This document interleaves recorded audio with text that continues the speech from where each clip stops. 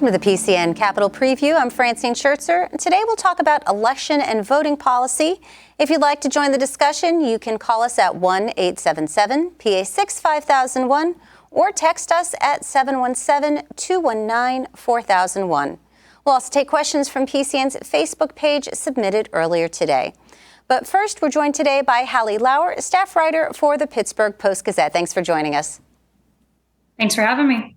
You wrote about a Democratic candidate for Allegheny County Executive, Sarah Innamorato, condemning comments made by the Democratic Socialists of America about Israel. So for those who are unfamiliar, first of all, who are the Democratic Socialists of America?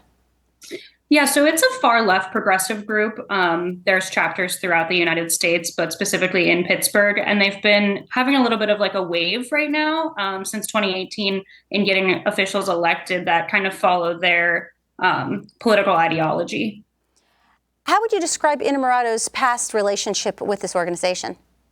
Yeah, so in her first run for state rep in 2018, she was very closely aligned with them, speaking at their events, tabling with them at different political events, describing herself as a member of DSA. And since her announcement to run for county executive, it had kind of been a silent point, and people had been pressing her on it and questioning her on it. And she, I wouldn't say was avoiding the question, but just wasn't really addressing it for a little while there.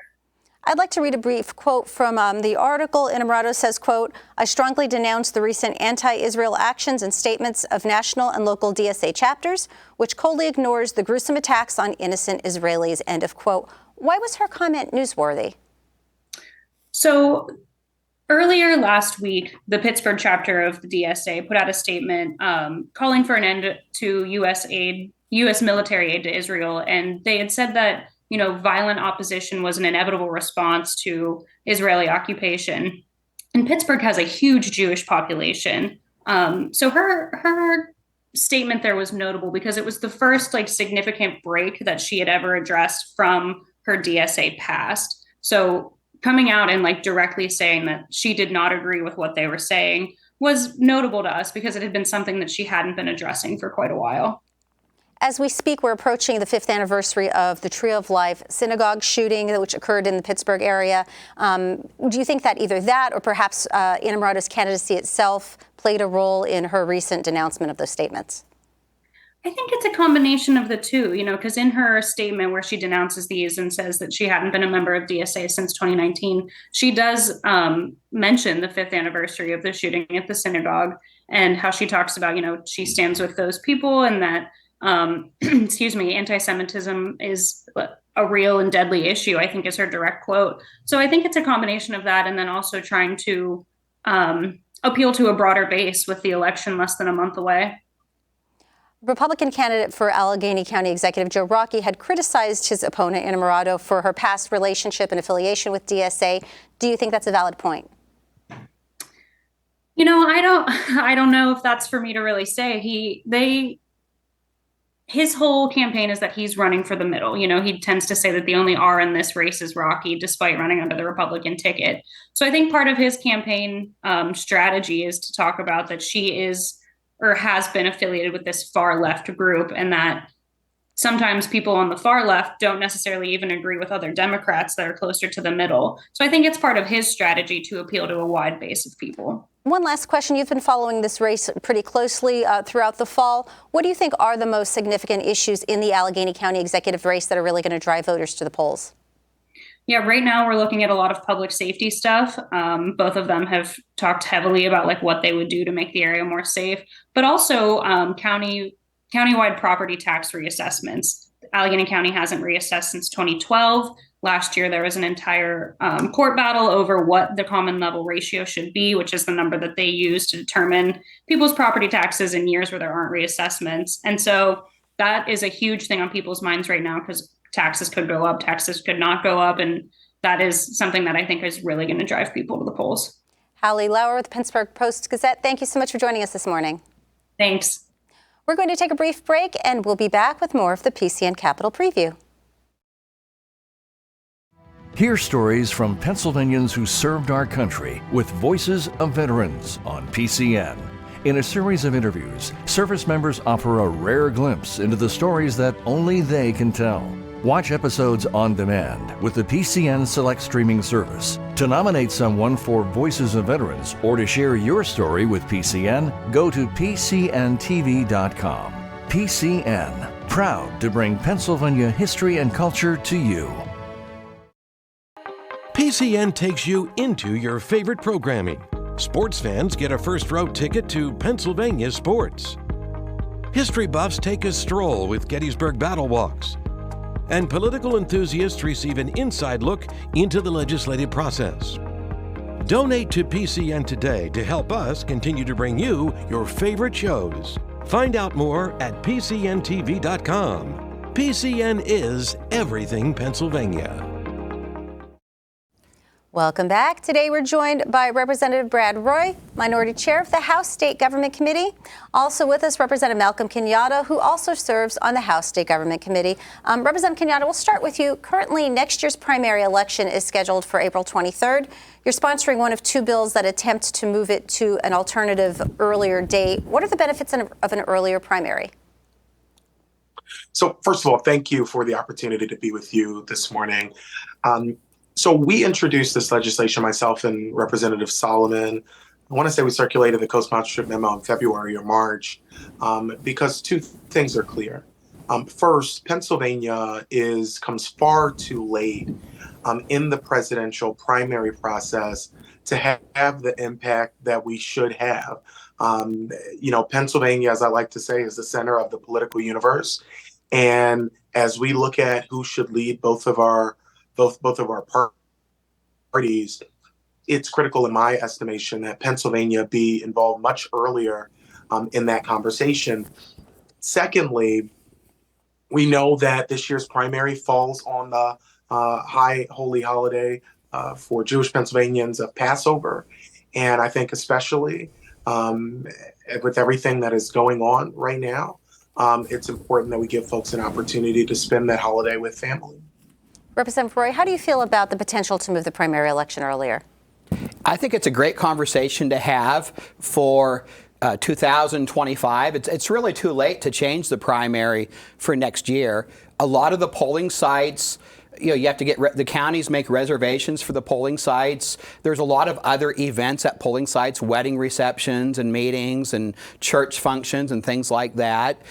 It is unfortunate that we waited until October to even vote on legislation to move the primary. The State Government Committee has only had 4 meetings all year long that we voted on actual legislation.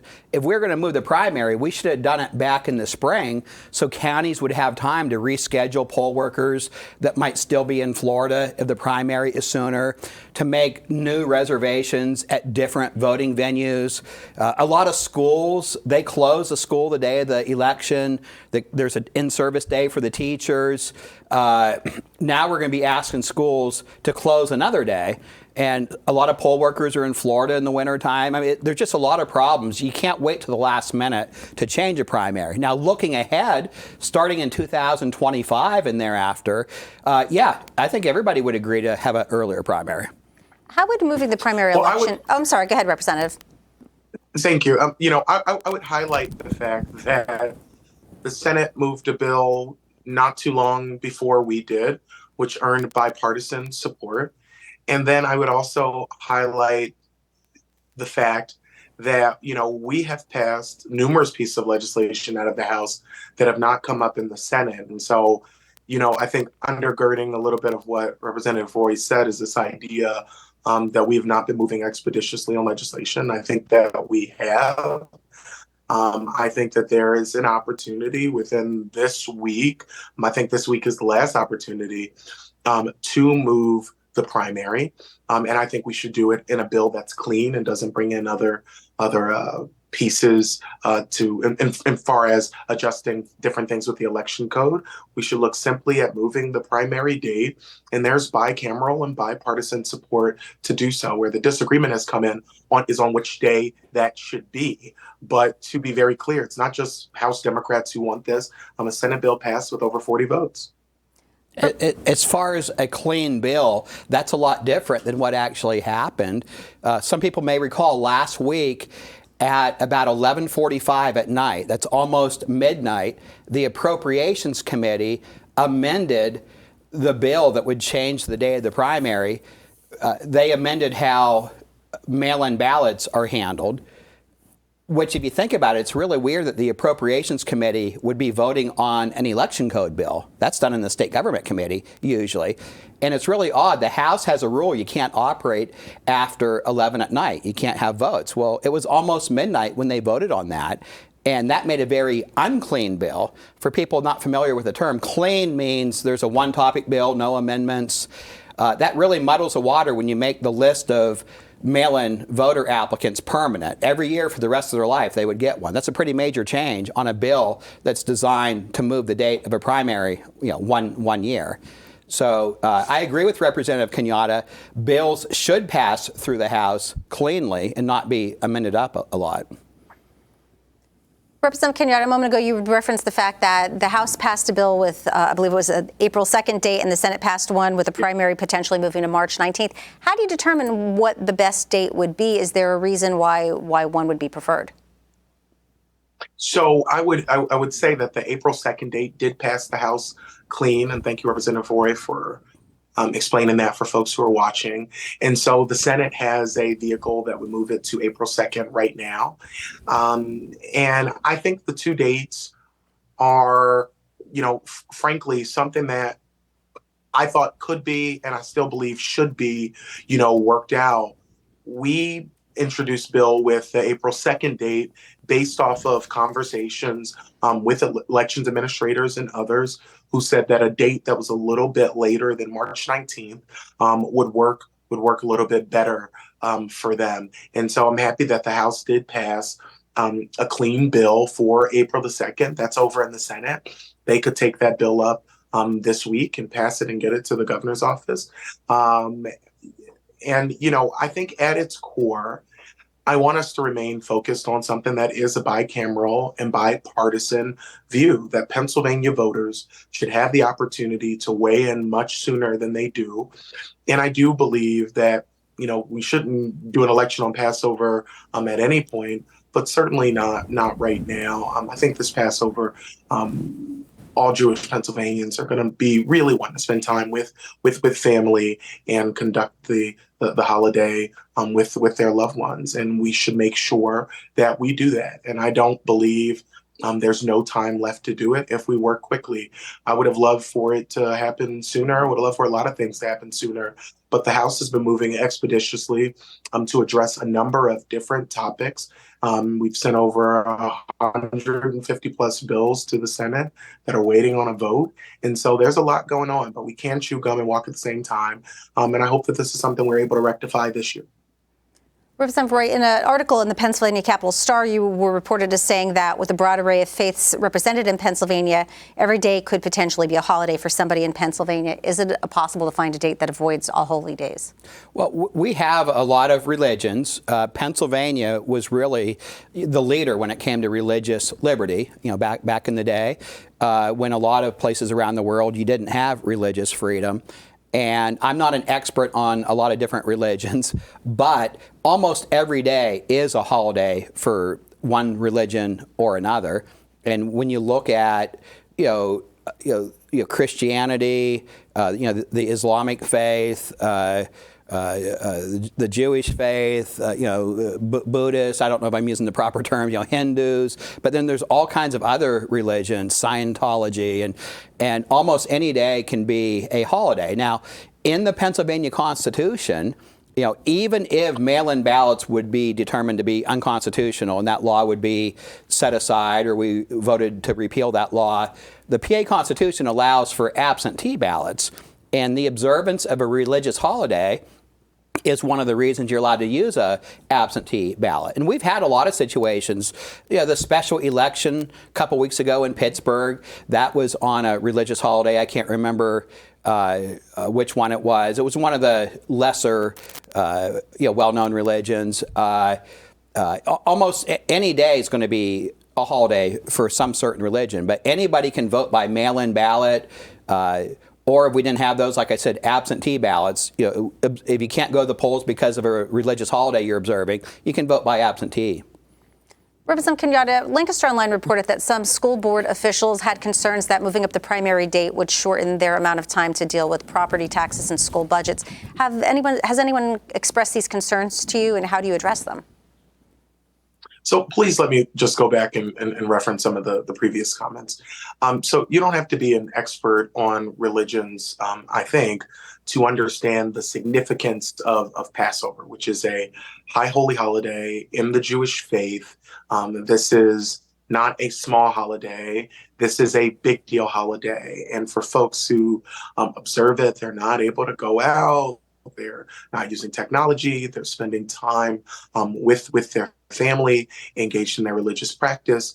And so the idea that, oh, well, they can just vote by absentee also ignores the facts that many folks who will be celebrating Passover also work the polls, are judges of election, are minority and majority inspectors, and have other work that they do to support our democratic process on election day. So this is also about the administration of the election for people who are not Jewish, but may live in communities where a lot of Jewish individuals work and manage the polls. And so, don't need to be an expert, but I would say if you want just a very quick understanding, Passover, very, very important, not a minor holiday.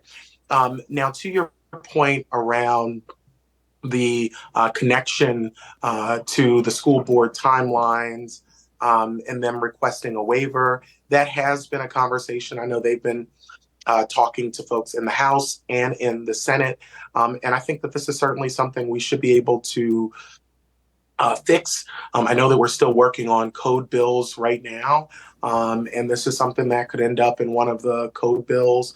I know that their concerns are concerns that we really can allay by making sure they're exempted and they keep to the normal timeline that they would have in a presidential year, which I would also make the point is truncated in a presidential year in general because it is connected to the primary. And so our primaries are already a bit sooner in presidential primary years, but obviously we're seeking to move it even sooner. And so I think that whether it's through a standalone bill in the Education Committee or whether it's through one of the code bills, I think that this is a concern that we can mitigate.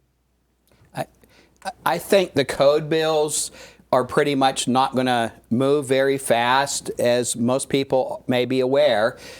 Education funding went up by about $700 million in the budget. The line items for basic ed funding, special ed funding, different education line items.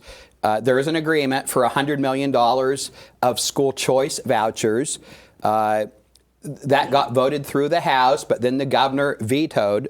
That's the only way, it's my understanding, the only way that a lot of the Democrats would vote for the main budget bill is if the governor agreed to veto the previously agreed to school choice vouchers. What's interesting is our public schools, the combined budgets of the school districts, they spend about $30 billion.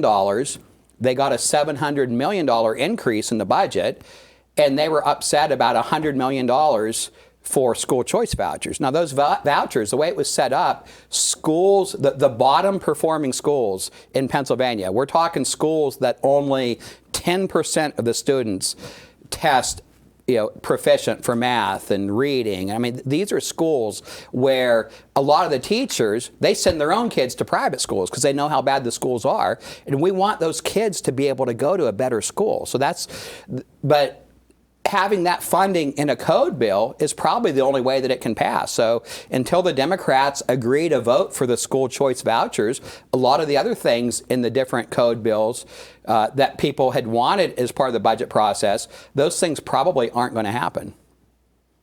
So I have to jump in to say, I think Representative Roae is deeply misinformed on a number of things. First of all, I know it's early, but we should operate in fact at any time of the day. You have no statistical understanding of where teachers send their kids to school, and so I don't think that we should say that and suggest that our hardworking public school teachers don't care about our schools and don't send their kids to public school, you would be drastically misinformed to repeat a statement like that. That's the first thing I would say. The second thing is the question that she was referencing was not about vouchers. It's about the timeline that school districts need as it relates to preparing their budgets, and whether or not they want to make a waiver to possibly raise property taxes. They have to get that waiver through the Department of Education, and there's a whole multi-step process that they need to undertake to ascertain whether or not they feel like their budgets will be fine, or whether or not they may need to go to taxpayers to approve an increase in property taxes. I hope that that's not the case, that folks don't have to ask for an increase in property taxes. I'm very proud of the budget that we passed, which included, as was said correctly, included additional money for public education. I think it's about $500 million or a little bit more.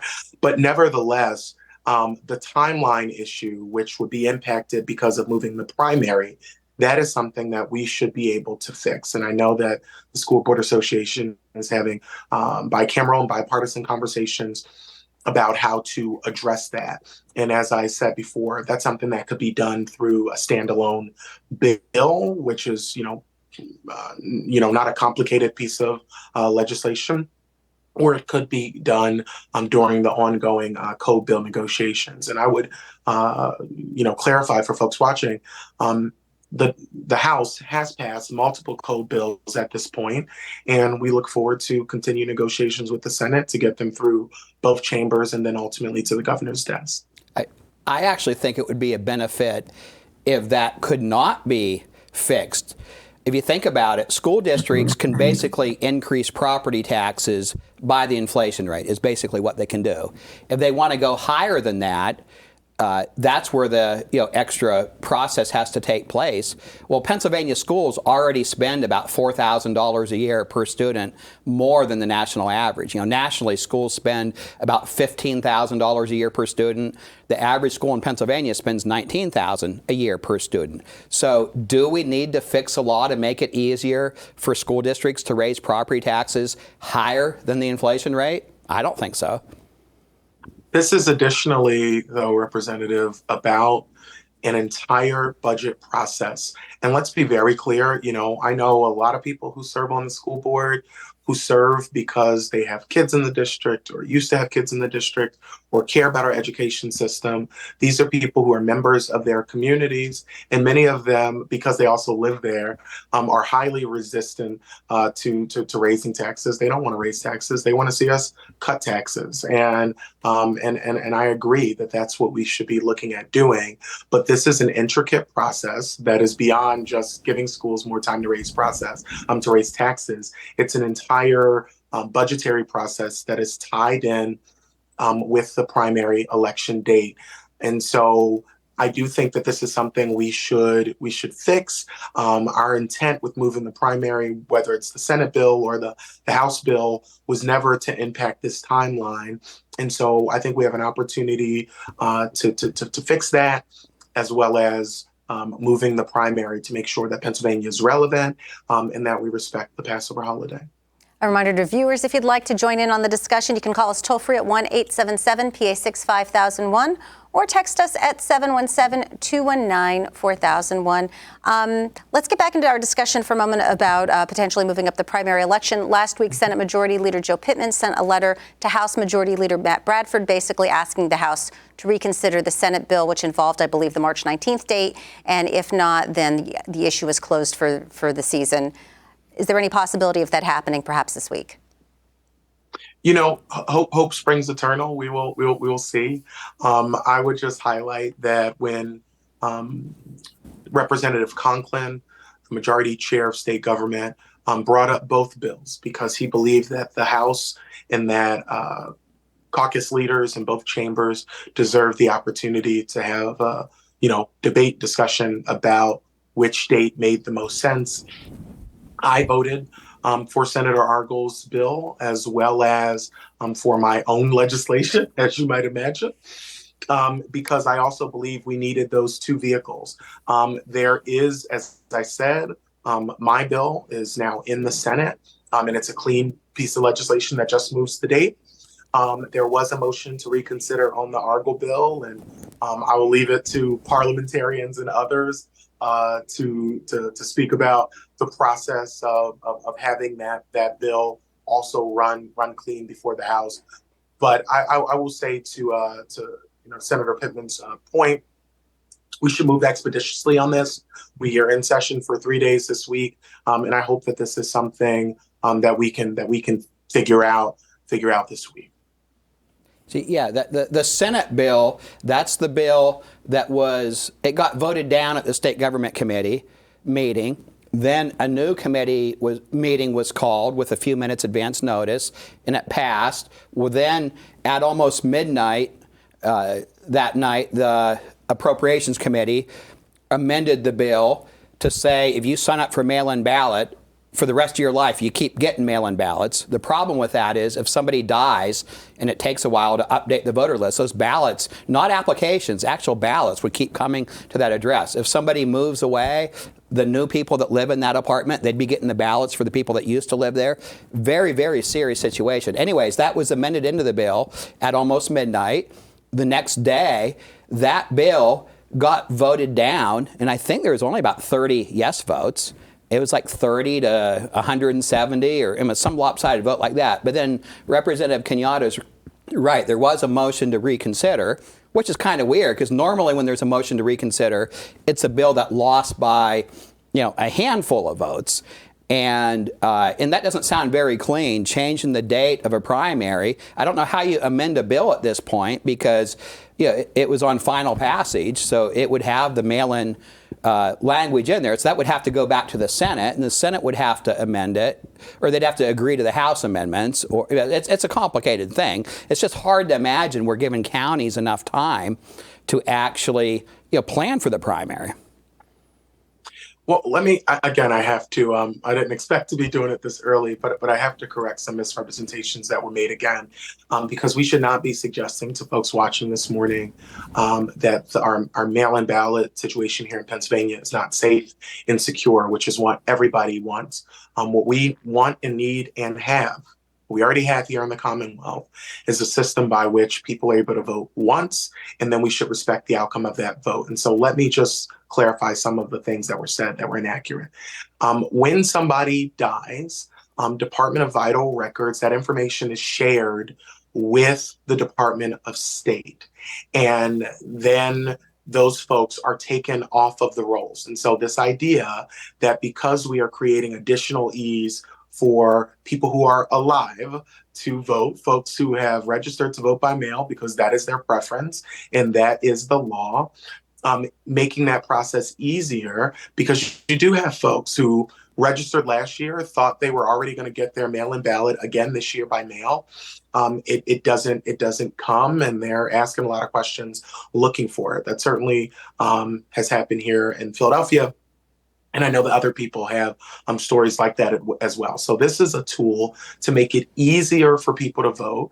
And people aren't just going to get a mail-in ballot if they didn't request it. This is a request that they made. And when individuals pass away, that information is transmitted to the Department of State, and those individuals are taking off the voting rolls. And so, again, this suggestion that dead people are voting or that people are going to vote for dead people is completely wrong. And the only two instances we had of that happened in the 2020 election in modern times, and two individuals tried to have their dead parents vote for former President Trump.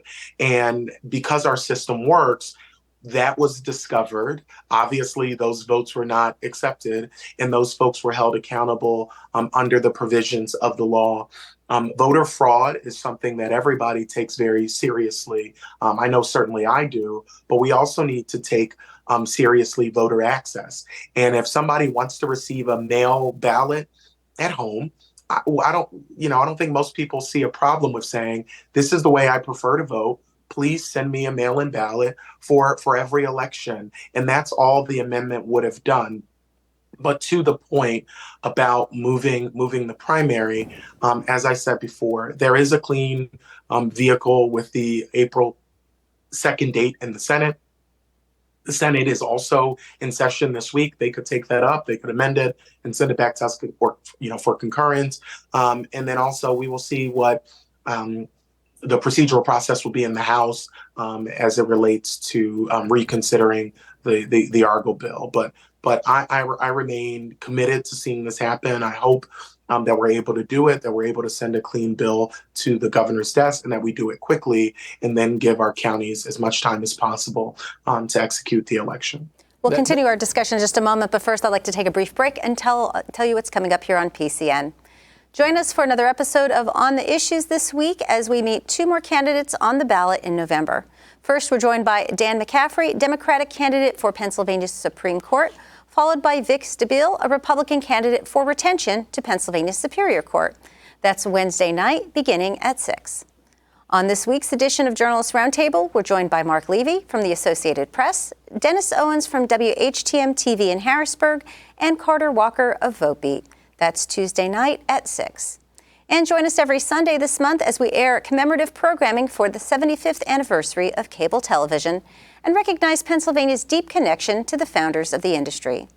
75th anniversary programs air every Sunday starting at 8 p.m. with an encore the following Thursday starting at 7.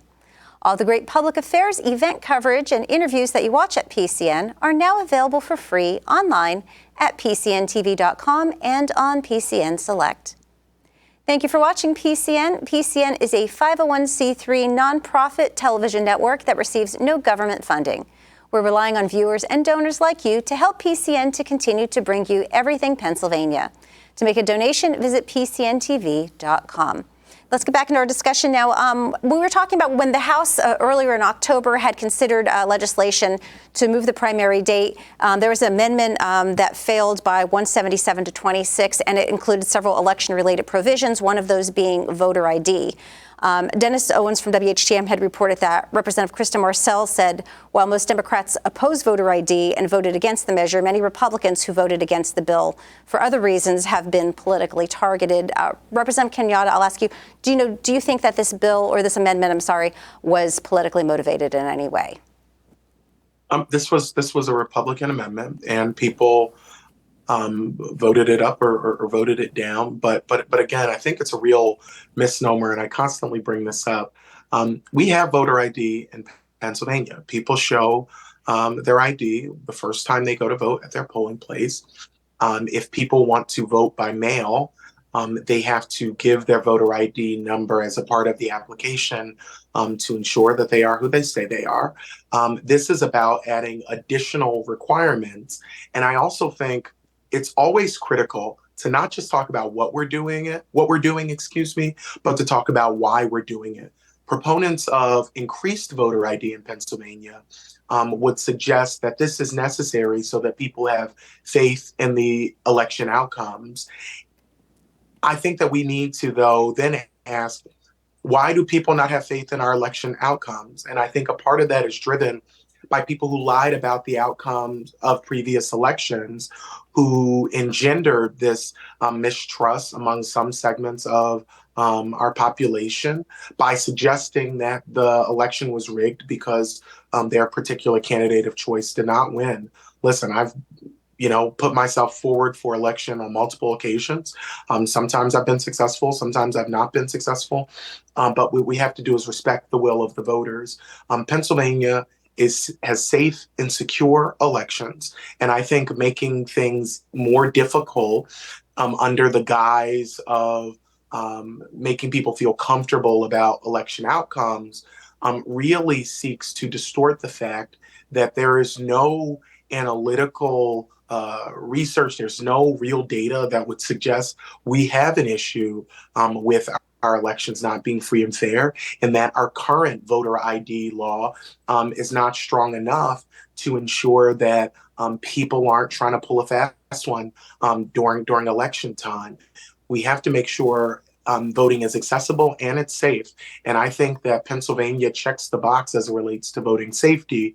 But what we have to relook at is whether or not voting is accessible, and we should make options available. But people voted, how they felt they should vote. I believe Chairman Roae voted for the voter ID that was in that bill. And at this point, I think all of these provisions are really for a separate bill and separate conversation.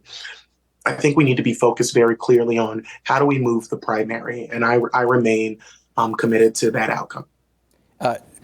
House Rule 102 is probably the most important rule when you look at the House rules, and that's 102 people can do whatever they want. That's a majority. We have a lot of votes that are 102 to 101. We have tried multiple times this session to amend election code bills for voter ID, and with 102 to 101 votes, the amendment is ruled, out of order or, not germane, things like that, so we don't get to vote on it. 80% of the public supports showing ID to vote every time you vote. That's, Democrats, something like 2/3 of Democrats and 90% of Republicans support ID when you vote. When you look at the voting list, it is a very sloppy thing. All legislators hear from people. They go to PennDOT. They sign up to register to vote when they're at PennDOT. On election day, their name isn't on the list. When you go campaigning, when you look at the street sheets, you can get a list of all the registered voters. You walk up to a single-family home, and there's Mr. and Mrs. Smith, Mr. and Mrs. Anderson, and Mr. and Mrs. Jones. There's 3 couples living at the same address. So you talk to the people. It's like, oh yeah, I think we get some of their mail. They lived here before we did. What about these other people? I don't know who that. Well, imagine that household getting ballots for all those people. So with all due respect to Representative Kenyatta, I disagree that our elections are safe and secure. That voters list is very, very sloppy. And the law for mail-in ballots, the law says you have to have your driver's license number or the last 4 digits of your Social Security on your voter mail-in ballot application. Some counties are processing those without that. So I could fill out a ballot if I was a crook and then just write in that space, I can't find that information, and they'll send me a ballot. Well, that's not right. We need to follow the law. Back in the last election, some counties counted ballots that came in after the deadline. There's no room for interpretation. The law says mail-in ballots must be at the voter services office by 8 o'clock at night on election night. And some judge said, well, I'm a judge. I'm going to interpret. What that really means is as long as it gets here within 2 or 3 days after that, it's okay to count that ballot. We just need to follow the law. If the law says you have to have your ballot in a secrecy envelope, our PA Constitution requires that elections are confidential. Some counties are like, well, they didn't use a secrecy envelope, but we're going to count that ballot anyways. We need all 67 counties to follow the law as written. That's what we need. We have a text question from one of our viewers right now. Will Pennsylvania hold open primaries? As an independent voter, I can't vote in the primary election. I believe there is a piece of legislation by Representatives Solomon and Rabb about this very issue. Have either of you taken a position on this? I have. If I could, because yet again, and I'm sorry to keep doing this, but some of the things that are said are so egregiously incorrect that they have to be corrected. The idea that elections administrators are flagrantly breaking the law and sending mail-in ballots to any person that just provides a name and an address is wrong. Chairman Roae knows that is wrong, and if he doesn't know, then we should make sure that folks from Department of States and elections administrators can provide him that information. But that is absolutely wrong. And, early this morning, you are suggesting that elections administrators are guilty of multiple crimes for engaging in the behavior that you just said. People take this seriously. People take the outcomes of elections seriously. And this is not a Democrat or Republican position. Our elections commissioners are bipartisan in all counties. And I know that they work hard to administer the election. And so, I take great affront to that comment. Additionally, to the idea that you're getting multiple mail-in votes to an address, and then people are taking those and filling them out to try to alter the outcome of the election is not accurate. It is not correct. And this is why I say having additional voter ID requirements is never going to satiate folks like the chairman, who are going to always promulgate and misrepresent the way our elections are held. We are years and years away from the last presidential election, where we saw a lot of these lies manifest and germinate, and to continue to have leaders in our legislature who should know better suggest that our elections are rigged, that people are voting for Mr. and Mrs. Smith or whatever other the names. Incorrect. People should have a lot of faith in our elections. And that's only going to happen if folks on both sides of the political spectrum stop playing games, be honest with people, respect their votes, and stop casting aspersions on our election system. It really is wrong, and it's important that we say so. It's also wrong that independent voters are not able to participate in elections because of their independent status, particularly in municipal elections. In many counties or many municipalities, the municipal election, that is the election. And so if folks aren't able to vote and weigh in on who is going to be their mayor, for example, or who's going to, be in charge of some other local important office, like town council, borough council, I do think that that's a problem. I have been supportive of the open primaries bills. There are a number of different ways that you can hold open primaries. And so I think Chairman Conklin is running two bills on this front. And just as with the moving the primary, we can have a debate about which method makes the most sense. But I do think it's important, as unaffiliated voters become a bigger and bigger voting bloc, that we allow them to weigh in, particularly during those critical municipal elections where they can have a big impact. Back in the day, party leaders would gather in the so-called, smoke-filled room, and they would decide who the candidates are going to be for different elected offices. And rightfully so, that was changed many, many decades ago to have primaries where members of a party, members of the Democratic Party would choose who their nominees are. Members of the Republican Party would choose who their nominees are. At some point, if another party, such as Libertarians or Green Party, if their numbers get high enough where they qualify to be on the ballot, they can pick their nominees on primary day. But I just think it's important that members of a party pick who the nominees are. As far as making a change, we're really throwing a lot at county election offices and poll workers. We're basically saying, we don't know when the primary is next year. We're saying we're going to let, the way those bills are written, some voters could choose a Republican or a Democrat ballot. Other voters could only choose a Republican or a Democrat. Some couldn't choose any ballots. It's really, really confusing. As far as election denying, Hillary Clinton is still denying that she lost to Trump. Trump is still denying that he lost. I believe I'm talking. The day after the election. I haven't interrupted you. But you're saying things, Brad, it's important to remember. It's important to remember that sometimes the candidate that doesn't win, they do express concern about how the election was conducted. But as far as making changes this close to the primary, it's just too much. And then one other thing too, I welcome anybody to fact check every single thing I've said today. It's true. Everybody has the right to have an opinion. Everybody can have a different opinion, but there's only one set of facts. It is fact that some counties sent out mail-in ballots when the voter did not put a Social Security number or their driver's license number on their application. That is a fact. And I speak of facts when I speak. Representative Kenyatta? You're right. You don't get your own facts, and that's why I'm so happy I'm here this morning, Brad, to point out the consistent misinformation that you've shared this morning.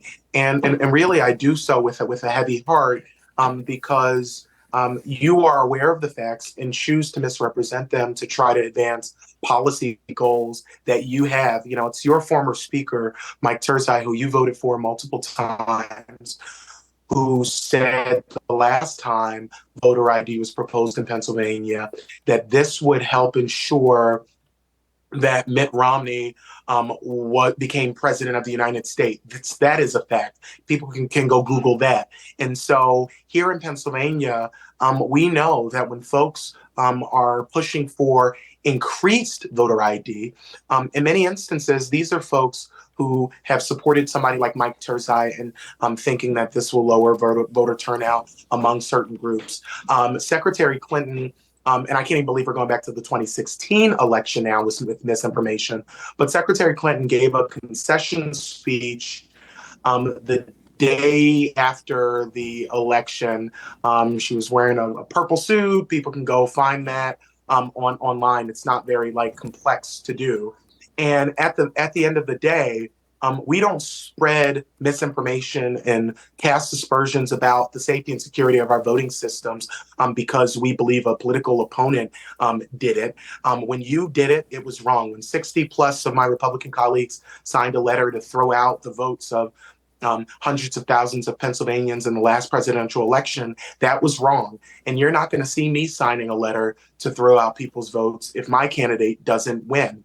And so you're right. People don't have their own facts, and I wish we could operate in a fact in a fact-contained way and not in a fact-free way, and have a serious conversation about how to make our election system better. But I do think some of the things that you've said has put me in a position to correct comments that are, I think there's no other word than to say, pretty egregious misrepresentations of what's going on. We have only a few minutes left. I want to squeeze in one phone call from one of our viewers. John is calling from Easton. John, make it brief, please. Hi. First thing I want to do is I want to state that I'm a Democrat. Okay, and I'm really disappointed that you two guys act like children on TV. Do that in the Senate chambers. Okay, argue your point there in the Senate chamber. The voting policies that you're creating are making it so easy that the American people don't even have to think about voting. It's their right to get off their butt and get to the polling place and vote. The mail-in ballot should be for crippled people, sick people, period. Okay? And one other thing. In my township of 17,000, okay, 280 people show up to vote. So you should be worried about that, because democracy is in trouble because of guys like Trump who can stomp around and lie up a storm, okay, and somebody like Hillary who weenies through an election and doesn't do enough to win to convince the people that she should be voted for, are making big mistakes. And you have to get yourself under control. Go for it. I'm going to give each of you 1 minute to respond. Yeah, thank you for the call. I do speak facts when I speak. I think we're having a good conversation. Now, I have not accused the other gentleman of lying or making misstatements or anything like that. He's done that several times. I'm talking about the issues. I'm talking about facts, not opinions. And I do think it's important that all 67 counties follow the law exactly as written. It's important that all judges, when they issue court rulings, a lot of times judges try to pretend they're legislators and they legislate from the bench. It's important that laws are followed. That's what we're pushing for. And it's important that voters feel comfortable that the election process is going smoothly. And we're not going to make a bunch of changes, if I have anything to do with it, to add confusion to the primary next year. Representative Kenyatta, you get the last word. Thank you. Thank you. And John, thank you for your comments. I will tell you, correcting misstatements, this early in the morning is not something I want to do, but I do think it's important that this important platform here at PCN, where folks are listening to get an understanding of what's happened in government, that they are provided accurate, factual information. John, I share your deep concern that voter turnout is so low. I think we deserve a government that works for working people and working families, that encourages people to stay involved in the process because we see their government working for them. Act 77, which allowed broad mail-in voting, was a bipartisan piece of legislation. I'm not sure how Chairman Roae voted on that, but it was a bipartisan piece of legislation that made this change. And so it wasn't just one party. The legislature was controlled by Republicans in the House and the Senate, and we had a Democratic governor that came to a compromise on how the elections work. I think as we move forward, we do need to look at how we can improve our election system in general. But we can't do that effectively if, to your point, you have presidential candidates who are not being honest, and if you have folks who are representing things and misrepresenting things here. We want people to be able to know that not only can you vote, but that then we respect the outcome of that election. And if we don't like the outcomes, we shouldn't try to change the rules because we didn't like the outcome. We should just try to, come up with a better argument. And so, John, thank you for your question, for watching, for being engaged. But I do think it's a part of my responsibility as unfun as it is, to point out things that are wrong so folks don't leave this program with a misunderstanding of what's happening in their own government. So thank you so much, and thank you for this conversation. I did appreciate it. Representative Kenyatta, Representative Roae, thank you for joining us today. PCN's Larry Casper spoke with Senator Amanda Cappelletti about a bill that would prohibit book bans in Pennsylvania. Why is there more interest and discussion about book bans and censorship? So there's a lot more interest in it because it's happening more often. You are seeing it in the news from our school boards trying to do that, and even so much as our local municipalities, especially here in Pennsylvania, because our local public libraries often receive a majority of their funding either through their county or the municipality that they're located in. Now, it helps focus our discussion, Senator, if we consider specific titles involved here. Which titles come to your mind? We're talking about The Bluest Eyes. We're talking about Anne Frank's Diary. We're talking about books that are really written by marginalized communities that don't necessarily have significant representation throughout our country or in our Commonwealth. And they are communities that are part of the fabric of our society and deserve to have their representation in our libraries and in our literature and our classrooms. Why might some of these titles, Senator, be troubling to some Pennsylvanians? That's a great question. I'm not certain where the concern is. What I've noticed is that excerpts from some of these books are pulled out that focus on a difference of religion, that focus on a difference of gender identity, a difference of racial or ethnic identity, and can be perhaps some of it's considered sexual in nature. But when you take just an excerpt without the rest of the book to be included, it becomes very problematic because you don't have the full lens or scope of understanding of what's happening in that book. Senator, how serious a subject is this? Is the prospect of books being banned disrupting what's going on in our classrooms? It absolutely is. I actually held a press conference not that long ago on this issue where students attended and spoke out on the issue, that they were concerned and upset that books that they felt passionately about, that had helped see themselves reflected in their classrooms, the literature, the things they're learning, books that they wanted to continue to be able to read and access, were being stripped away from the classrooms and their libraries. Senator, take a step back and tell us why you took a personal interest in this. So I've actually got a couple of reasons that this was so personal for me. The first is just I was a voracious reader as a kid, and I very much remember my public school elementary librarian helping me navigate what books to access and read that were both appropriate for my maturity level as well as my reading level. And I think that's really key here is, children read at different levels. So, having a librarian that you can trust to help you navigate that process is so critical. The second piece that made this personal and why I wanted to do this is I actually had constituents reach out about this. Illinois passed a similar law and they said, we need this here in Pennsylvania. And lastly, I see this as a parental right issue and a student's right issue. Mm-hmm. I have a daughter, and it is very frustrating and concerning to me that other parents are trying to limit what my daughter can access without my input or my consultation. Whereas with my bill, the books are there, and it's incumbent upon parents, if it's a parental right, to go ahead and work with your librarian or work with your teacher to make sure that your child is accessing those appropriate materials for you and your family and the culture that you have. So, Senator, tell us more about the specific language in your bill. And after all, that's especially important. Absolutely. So it does a couple of things. It bars school libraries and classrooms from removing books for political, racial, and ideological reasons.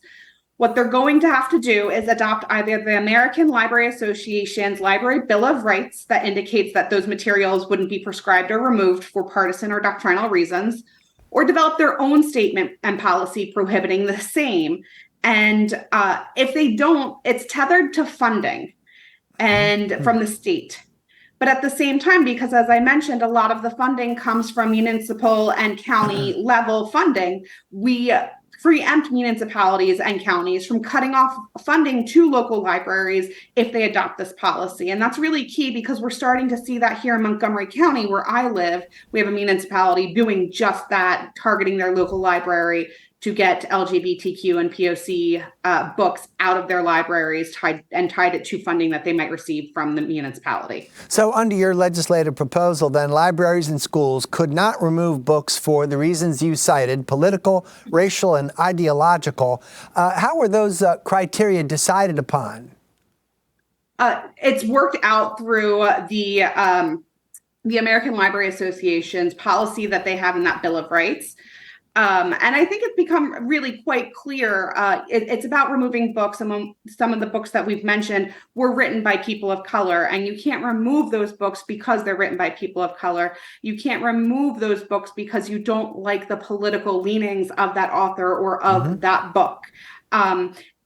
School librarians have a foundation to already do this. They already know how, it's what they are doing. It's how they're doing it. So it's really empowering our school librarians, our teachers, and our regular librarians and our public libraries to really lean into their expertise in the policies that they've been using for years. And it gives them liberty to continue using that and protect their libraries as they see fit. Senator, we only have about 30 seconds left. And whenever legislation is proposed, sometimes we have to ask the question, is another law necessary? So I ask you, how necessary is your bill to prohibit book bans? Try to tell me in 30 seconds. I have heard from librarians, the associations, and from school teachers all across this Commonwealth that this is absolutely critical in this moment because school boards are being overrun by individuals who are attempting to ban books at every turn. Senator Amanda Cappelletti, thanks for your time. That concludes today's show. Tomorrow on the PCN Capitol Preview, we'll discuss the Senate legislative agenda with Senate Minority Leader Jay Costa. That's tomorrow starting at 9 a.m. I'm Francine Schertzer. Thank you for watching.